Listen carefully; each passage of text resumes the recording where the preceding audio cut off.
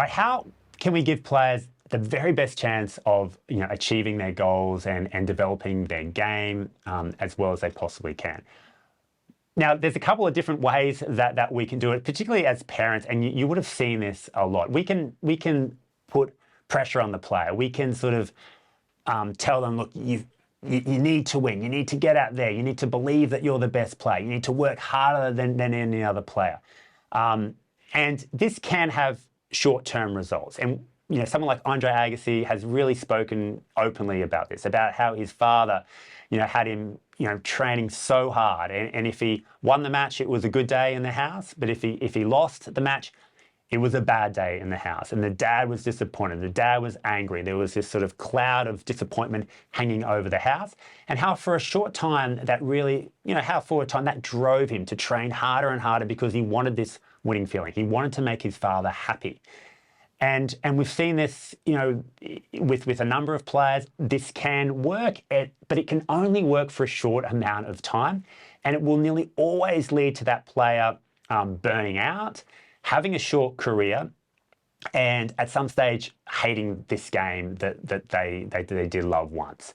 How do we have this sort of lasting competitor that continually gets better and we give this player the very best chance of achieving well? We just have to look at players like Roger Federer, at players like Rafael Nadal, some of these women players who are coming back and competing so well, after having children, like Caroline Wozniacki, Naomi Osaka, is doing it now, Victoria Azarenka.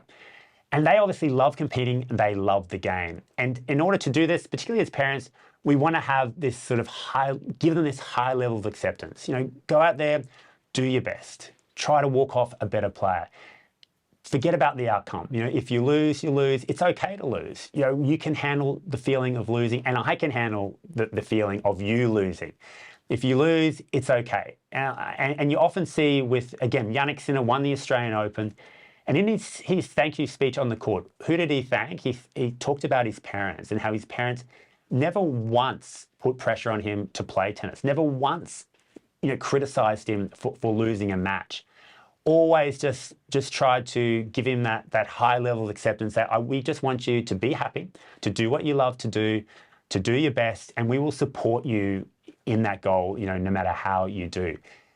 So if we can do that as parents, and if we can do that for ourselves, if we can give ourselves this high level of acceptance, if we can realize that tennis is a great challenge, it has the potential to sort of help our life. It is going to lead to disappointment. We can learn from this disappointment. And then we can accept a range of feelings, we can accept a range of outcomes, we can keep learning, we can keep improving, we can improve our ability to become present, we can improve our ability to play freely without any guarantees.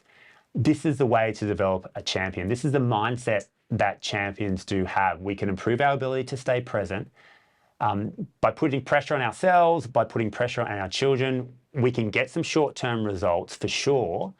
By trying to avoid an unwanted outcome, we can get some short-term results, particularly younger players who just are very consistent. Look at my story when I was young, very consistent, able to run down balls, but we rarely get that lasting success. We rarely get that really success at the professional level, unless we can develop some of these skills that we've talked about of playing freely without a guarantee, of having this improvement mindset.